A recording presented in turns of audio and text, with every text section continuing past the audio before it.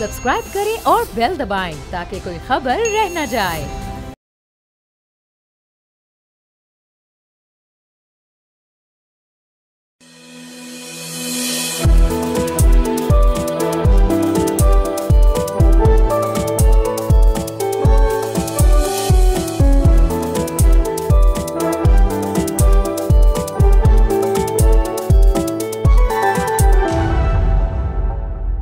अस्सलाम वालेकुम नाज़रीन, प्रोग्राम फ्रंट पेज के साथ मैं हूं आपका होस्ट मुइज़ुर रहमान और मैं हूं अरीबा फातिमा। नाज़रीन, बेलारूस के सदर इस वक्त पाकिस्तान का दौरा कर रहे हैं एज़ वी स्पीक, और आज हम आपको बताएंगे बेलारूस की मईशत के बारे में और पाकिस्तान पोटेंशली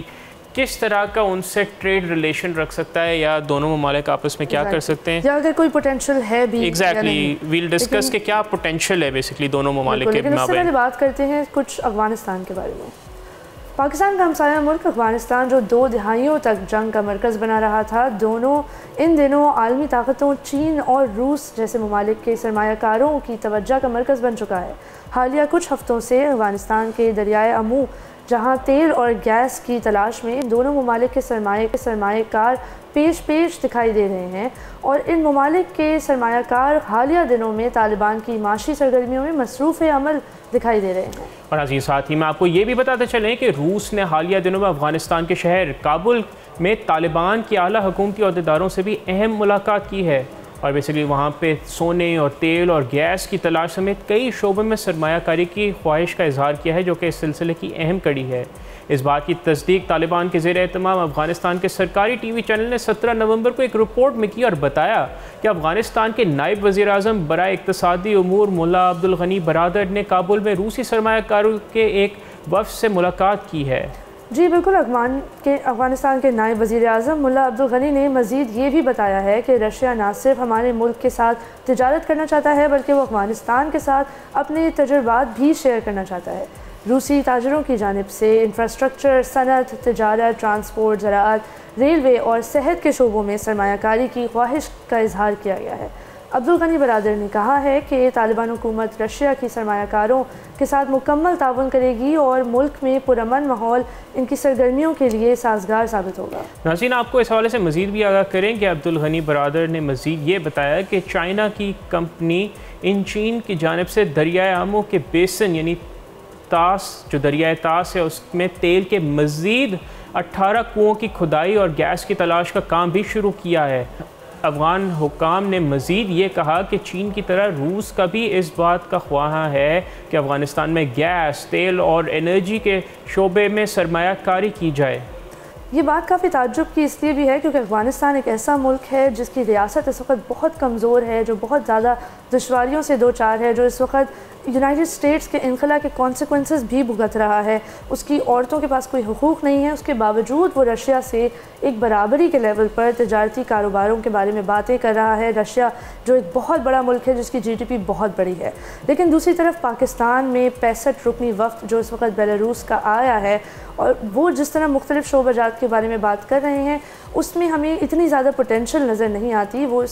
इसलिए क्योंकि बेलारूस एक पूरा मुल्क ही पाकिस्तान के कराची शहर से भी आधी आबादी रखता है, और उनका GDP में भी कोई बहुत ज़्यादा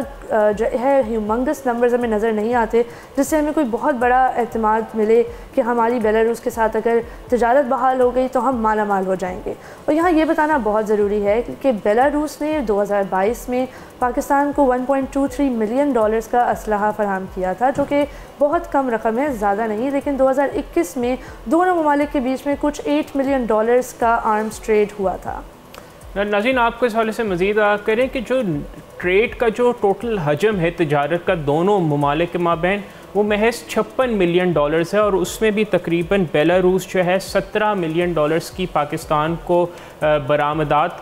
करता है, और उसमें भी तकरीबन $9 मिलियन के वो ट्रैक्टर्स पाकिस्तान को देता है जो उनके टॉप एक्सपोर्ट्स हैं। उसके अलावा बेलारूस पाकिस्तान को मॉल्ट एक्सट्रैक्ट जैसी प्रोडक्ट्स देता है, लेकिन उसके मुकाबले में पाकिस्तान की जो कंट्रीब्यूशन एक्सपोर्ट की टू बेलारूस वो महज सिर्फ $5 लाख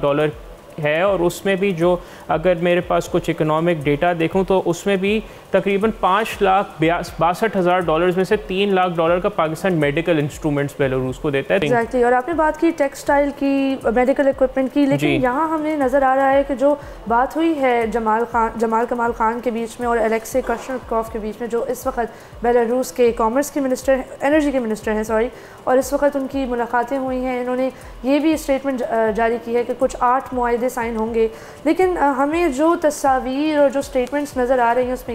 यही नज़र आता है कि इस वक्त पाकिस्तान बेलारूस को रिक्शे ऑफ़र कर रहा है। तो आई थिंक हमें कोई सोच समझ के किसी हिकमत अमली के साथ एक 65 लोगों के वफ्द को बुलाना चाहिए, इनवाइट करना चाहिए कि हमें एटलीस्ट पता हो कि हमारी फॉरेन पॉलिसी इस वक्त कहाँ खड़ी है। जो पाकिस्तान की इंगेजमेंट्स इस वक्त नज़र आ रही हैं बेलारूस के साथ, उससे यही पता चलता है कि जो इस वक्त फॉरेन पॉलिसी को देख रहे हैं, जिनका काम है इस वक्त फॉरेन पॉलिसी को देखना, शायद उन्हें पता ही नहीं है फॉरेन पॉलिसी क्या चीज़ होती है, किस किस्म से आपको किस तरीके से इंक्लिनेशन। जो बेलारूस की मेन प्रोडक्ट्स हैं वो फर्टिलाइज़र हो गए, रिफाइंड पेट्रोलियम हो गया, इस तरह की चीज़ें ही हैं। तो उनकी भी जो प्रोडक्ट बेसिकली पोर्टफोलियो वो इतनी बड़ी नहीं है, क्योंकि वो मुल्क एक बहुत छोटा सा मुल्क है।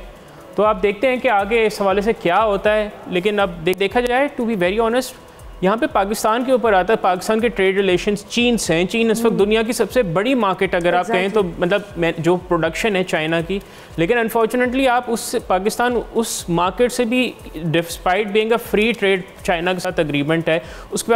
बावजूद भी आप चाइना से उस लेवल के एडवांटेजेस नहीं उठा सके जो बाकी दुनिया चीन से के साथ जो ट्रेड कर रही है। आई थिंक ये तब होता है जब आप सोच समझ के पॉलिसी साजी करते हैं, सिर्फ मूड की बेसिस पे नहीं करते या किसी फलाने शख्स से नफरत की वजह से नहीं करते। जब आप खुद से फैसला करते हैं कि आपकी फॉरेन पॉलिसी से मुल्क को किस तरह फ़ायदा होगा। मतलब MOUs कितने ज़्यादा पिछले सालों में साइन हुए, लेकिन unfortunately when it comes to their on ground implementation तो अनफॉर्चुनेटली वो बहुत लिमिटेड उस हवाले से बातचीत होती है। डेफिनेटली। तो बेलारूस के हवाले से हिकमत अमली क्या होगी, अगर कोई ऐसा मुआहदा सामने आएगा भी कि जिससे पाकिस्तानियों को फ़ायदा हो, अगले दिनों में ही पता चलेगा। कल ये मीटिंग शुरू हुई है एंड आई थिंक कुछ दिनों तक ये जारी रहेगा, तो हम आपको इसके बारे में बिल्कुल 3 रोज़ा दौरा है, तो वो बेसिकली अब बुध वाले दिन तक हैं, बेलारूस के सदर कल तक हैं। तो जो भी मामला सामने आएंगे हम नाज़रीन को मज़ीद भी आगाह करेंगे, क्योंकि आफ्टर ऑल हम तो यही चाहते हैं कि पाकिस्तान की आवाम का मफाद हो, बिल्कुल उनको फ़ायदा हो। तो नाज़रीन इस हवाले से हम मज़ीद भी गुफ्तगू करेंगे, लेकिन यहाँ वक्त हुआ जाता है एक वक्फे के बाद आके मज़ीद बात करते हैं। हमारे साथ ही रहिए, देखते रहिए बोल रहे हैं।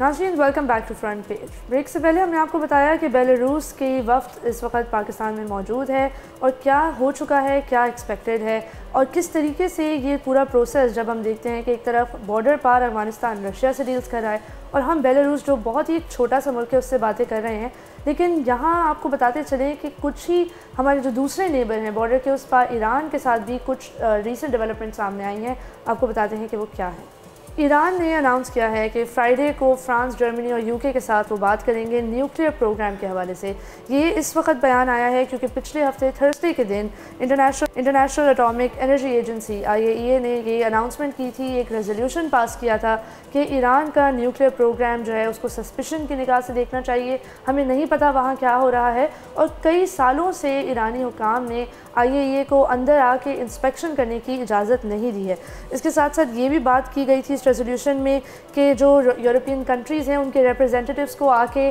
प्रोग्राम की किसी न किसी तौर पर स्क्रूटनी करना अलाउड होनी चाहिए, ताकि वो बता सकें कि इससे कोई न्यूक्लियर वेपन तो नहीं बन रहा, सिर्फ एनर्जी पर काम हो रहा है। आपको यहाँ बताना चाहिए नाज़रीन के 35 ममालिक हैं जो IAEA के रुकन हैं और इनमें से 19 ममालिक ने कहा कि हाँ, इस रेजोल्यूशन की हम हिमायत करते हैं, ईरान को सेंसर करना चाहिए किसी न किसी लेवल पर, और 12 ममालिक ने अब्सटेन किया। सिर्फ रशिया, चाइना और बुर्किना फासो ये 3 ममालिक थे जिन्होंने इस रेजोल्यूशन के अगेंस्ट वोट किया है और इसी वजह से ये मीटिंग होने वाली है। अब आपको बता दें कि इस मीटिंग में असल में क्या तवक्कात हैं। ईरान ने ये न्यूक्लियर टॉक्स इसलिए भी करनी है क्योंकि डोनाल्ड ट्रंप की प्रेसिडेंसी आने वाली है और इस वक्त पूरी यूरोपियन ममालिक की जो ये कोहोर्ट है और अमेरिका की अपनी गवर्नमेंट काफ़ी परेशान है कि डोनाल्ड ट्रंप के आने के बाद क्या रद्द-ए-अमल होगा, ईरान के साथ क्या होने वाला है, इस वक्त कुछ पता नहीं है। तो before Donald Trump arrives into the Oval Office they are trying their best कि हम ईरान के साथ किसी न किसी लेवल का मुआहिदा रीच कर सकें। इसीलिए जो यूके के फॉरेन एंड कॉमनवेल्थ ऑफिस है उसने AFP न्यूज़ एजेंसी को बताया है कि हम हर डिप्लोमेटिक रास्ता अपनाएंगे ताकि हम ईरान को सक्सेसफुली एक न्यूक्लियर वेपन डेवलप करने से प्रिवेंट कर सकें। और ये एक खुश आइन बात भी है क्योंकि इन्होंने कोई सैंक्शंस की बात नहीं की, वो खुद ही कह रहे हैं कि डिप्लोमेटिक तरीके से हम इसको सॉल्व करना चाहते हैं। यहाँ आपको ये भी बताएं कि मसूद पेज़ेश्कियान की जो नई एडमिनिस्ट्रेशन है उन्होंने भी इस बात का इजहार किया है कि वो डोनाल्ड ट्रंप के पावर में आने से पहले कोई ना कोई मुआहिदा रीच करना चाहते हैं। तो लग यही रहा है कि दोनों एब्सोल्युटली एंड एक्चुअली जब से मसूद पेज़ेश्कियान आए और उनके आने के बाद से ये एक बड़ा पॉजिटिव इक़दाम है क्योंकि I think it is very important कि ईरान को अब मेन स्ट्रीम में लेके आया जाए पूरी दुनिया के साथ। क्योंकि आपको याद होगा जब ईरान की न्यूक्लियर डील प्रेसिडेंट ओबामा के होते साइन हुई थी तो उसका जो है खित्ते पे बड़ा एक मुस्बत असर आया था। और उसका डोनाल्ड ट्रंप से भी एक बहुत गहरा ताल्लुक है क्योंकि 2015 में ये डील साइन हुई थी और 2018 में डोनाल्ड ट्रंप ने single handedly in opposition to all the European countries which were a part of it इस डील से बैक आउट कर लिया था। तो अब क्योंकि वो वापस ताकत में आने वाले हैं तो ये काफ़ी दिलचस्प बात है कि इस वक्त ये nuclear talk and what this time जो थोड़ी डिफरेंट बात यह है कि यूरोपियन ममालिक को ये खदशा है कि वो डोनाल्ड ट्रंप के ज़ेर अताब ही रहेंगे तो ईरान और वो उनका ज़्यादा आई थिंक ये क्लोज लेके आ सकता है। And Iran has tremendous economic potential, it has a lot that it can offer to the world. आप देख लें एनर्जी के हवाले से अगर ईरान की देखें इतनी सैंक्शंस के बावजूद ईरान ने कुछ मामला पे काफ़ी जैसे उनकी रेल ट्रांसपोर्ट जो उनकी रेल नेटवर्क है या उनकी जो एनर्जी की उनके पास रिसोर्सेज हैं, अगर वो दुनिया में काम करे। यूरोप को इस वक्त गैस का बड़ा शदीद प्रॉब्लम है अगर आप देखें चीप गैस का। आई हाईली डाउट कि ईरान के साथ वो गैस के ऊपर कोई बात करने वाले हैं, लेकिन यहाँ ये बताना ज़रूरी कि Iranian foreign ministry spokesperson Ismail Baghaei का कहना है कि ईरान की वफ्द का कंप्लीट ये इरादा है कि वो फ़लस्तीन और लबनान के हवाले से ज़रूर बात करेंगे और ये न्यूक्लियर टॉक्स एक तरह का जिसको कहते हैं नेगोशिएटरी बारगेन की तरह का एक मौका है जिसमें ईरान को मौका मिल रहा है यूरोपियन कंट्रीज से बाज़ाब्ता जो है वो एक राब्ता कायम करें और जो है अपनी नेगोशिएशन टेबल पर लाएँ। तो ये काफ़ी इम्पैक्टफुल डिसीजन होगा और इस मीटिंग का जो रद्द-ए-अमल सामने आएगा उसमें भी हमें काफ़ी कुछ पता चलेगा। ये बात भी बताना बहुत ज़रूरी है कि ये एक्चुअली एक फॉलो अप मीटिंग है क्योंकि यूनाइटेड नेशन जनरल असम्बली जब न्यूयॉर्क में मुनक़िद की गई थी तो इसमें इस्माइल बगाई कुछ साइडलाइंस पर इन ममालिक के साथ मीटिंग्स कंटिन्यूड कर रख रहे थे और ये उसके बाद अब एक फॉलो अप मीटिंग है जो बहुत फॉर्मली हो रही है और ये अनाउंस हो चुका है कि ये जनेवा में ही होगी। और इस पूरे वक्त की इस पूरी नेगोशिएशन की जो लीडरशिप है वो Iranian deputy foreign minister of political affairs Majid Takht Ravanchi के हाथ में है। ये वही शख्स हैं जिन्होंने JCPOA की जो अग्रीमेंट थी joint comprehensive plan of action जिसके तहत यूनाइटेड स्टेट्स और ईरान पहली दफ़ा टेबल पर आके कोई न्यूक्लियर प्रोग्राम के बारे में उन्होंने बातें की थी, तो ये भी उन्हीं की वजह से हुआ था। तो काफ़ी उम्मीद है कि ये नेगोशिएशंस बहुत अच्छी तरफ जाएंगी और काफ़ी फ्रूटफुल होगा ईरान के लिए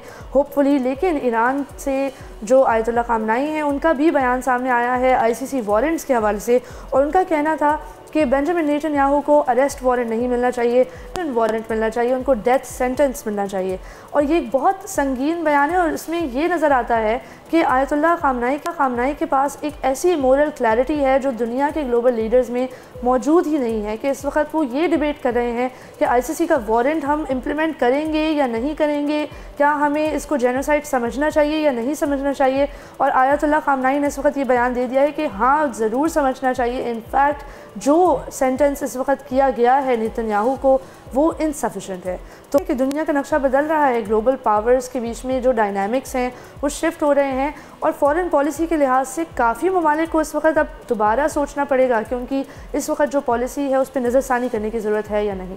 एब्सोल्युटली। और अभी अरीबा आपने जिक्र किया कि दुनिया का नक्शा बदल रहा है और ये जो ट्रेड वॉर्स हो रही हैं और बेसिकली जो इस वक्त इतने जियोपॉलिटिकल कॉन्फ्लिक्ट्स का ग्लोबल इकोनॉमी को सामना है और उसकी वजह से सप्लाई चेन डिस्ट्रप्शंस आती हैं, इज़राइल और फ़लस्तीन के माबैन जो बेसिकली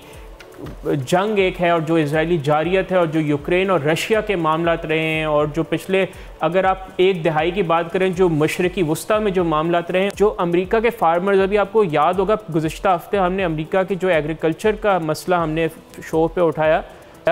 सिर्फ अमेरिका की जो फार्मिंग इंडस्ट्री उसको डोनाल्ड ट्रंप की जो 2016 से लेकर 2020 तक जो उनकी पॉलिसीज़ थी सोयाबीन और इसके वाले से, उससे अमेरिका की फार्मिंग इंडस्ट्री को $12 बिलियन का नुकसान हुआ, $12 अरब का ये नुकसान हुआ। और नाज़रीन, IMF ये कहता है कि अगर ये मामला चलते रहे, ग्लोबल ट्रेड बैन्स और ये वॉर्स हैं, इससे जो दुनिया की जो इकोनॉमिक आउटपुट है वो $7.4 खरब से ज़ायद का दुनिया को नुकसान हो सकता है। और ये जो प्रोटेक्शनिस्ट टैरिफ्स हैं और जो आम आदमी पे जो इसका बेसिकली बर्डन डाला जा रहा है और जो ग्लोबल अनसर्टेनिटी है, इससे महंगाई आगे और बढ़ेगी। इस वक्त अगर आप global inflation is a big problem, और जो अमेरिका में इंतखाबात का जो एक रिजल्ट आया है, inflation was one of the reasons के प्रेसिडेंट जो बाइडेन, जब आप पूरी इकोनॉमी का अनुसार एक डॉलर के ऊपर कर देते हैं, यूएस के ऊपर कर देते हैं, यूनाइटेड स्टेट्स के जो लीडर्स हैं वो फैसला करते हैं कि हम एक साथ 2 जंगों में मुलव्वस होने वाले हैं, बल्कि एक तीसरी जंग भी फैसिलिटेट करने का हमने फैसला कर लिया है। तो जाहिर सी बात है कि पूरी ग्लोबल इकोनॉमी अपसेट हो जाती है और मुख्तलिफ तरीके की जो पावर डायनामिक्स उसके बाद क्रिएट होती हैं। हम देख रहे हैं कि लेबनान में भी कॉन्स्टेंटली इंकर्जन्स जारी हैं, डिस्पाइट द फैक्ट कि यूएस एनवॉय इस वक्त कोशिश कर रहे हैं लेबनान और इजराइल के बीच में कि कोई सीज़ फायर क्रिएट हो जाए।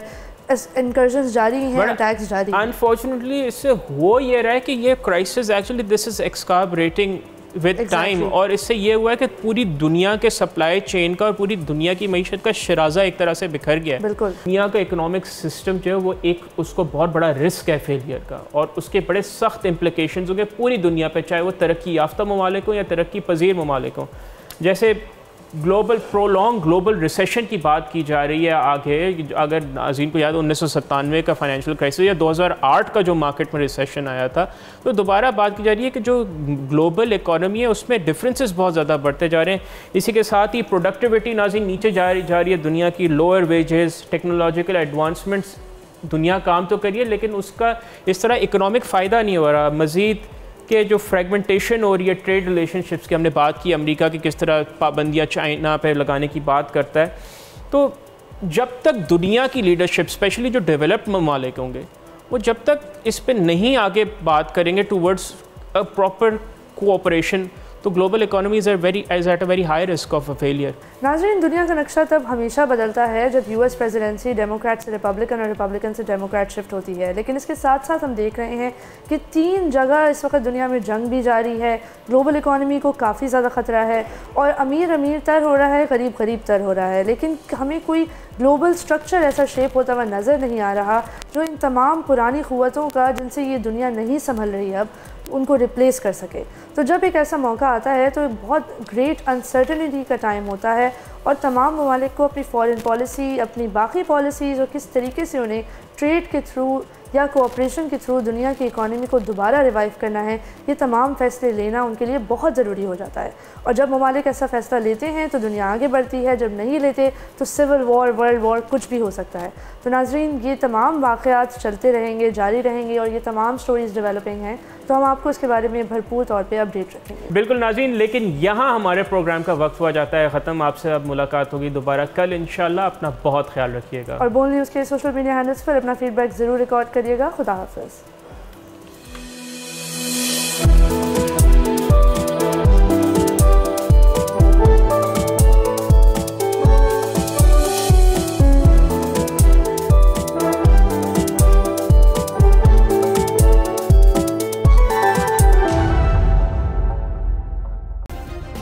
सब्सक्राइब करें और बेल दबाएं ताकि कोई खबर रह न जाए।